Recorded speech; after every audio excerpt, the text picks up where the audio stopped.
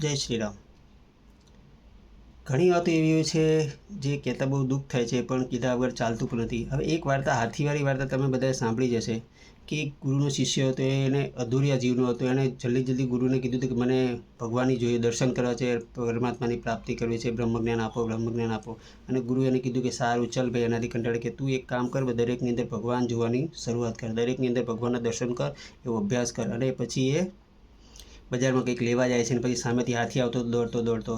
હાથી ગાંડો થઈ ગયો હતો. હાથી ઉપર બેઠેલો બૂમાબૂમ કરતો હોય કે બધા દૂર જાઓ, દૂર જાઓ. હાથી ગાંડો થઈ ગયો છે. પણ આ ભાઈએ એમાં ગણપતિ બાપાના દર્શન કર્યા, ગણપતિની સ્તુતિ કરવા મળ્યો, દૂર ગયો ને પછી હાથી એને ઉલાડી દીધો અને હાથ પગ ભાંગી ગયા.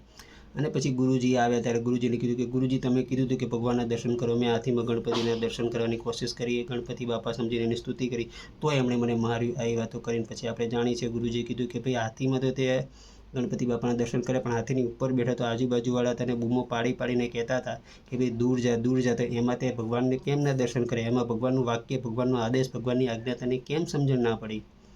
એટલે આવી ભૂલો જીવનમાં આપણે કરતા જોઈએ છીએ. મારી સામે ઘણા એવા દૃષ્ટાંતો છે. મારી હાલમાં આજની તારીખમાં પણ એવા ઘણા લોકોને હું જાણું છું જેવી રીતે હાથીનો માર ખાઈ ચૂકેલા છે અને બીજા રાહ જોવે છે કે હાથી આવશે ને મારશે, પણ કોઈ સમજતા નથી ને આપણે કોઈને સમજાવી પણ ના શકીએ. હવે હું જાણું છું કે આપણે બધા બહુ સમજુ છીએ.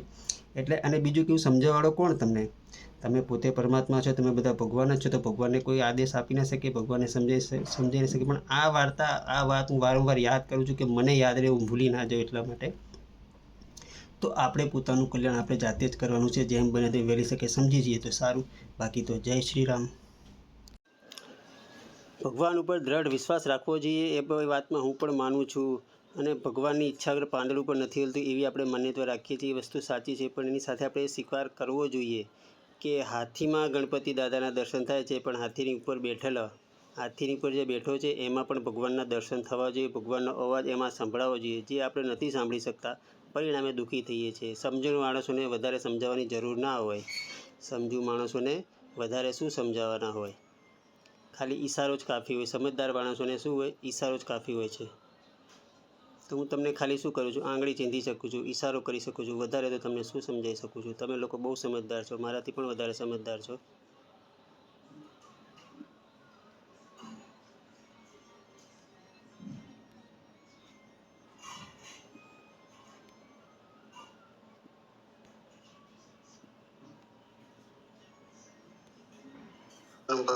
આ નંબર ઉપર કોન્ટેક્ટ કરી શકો છો. નીચે લખેલું છે.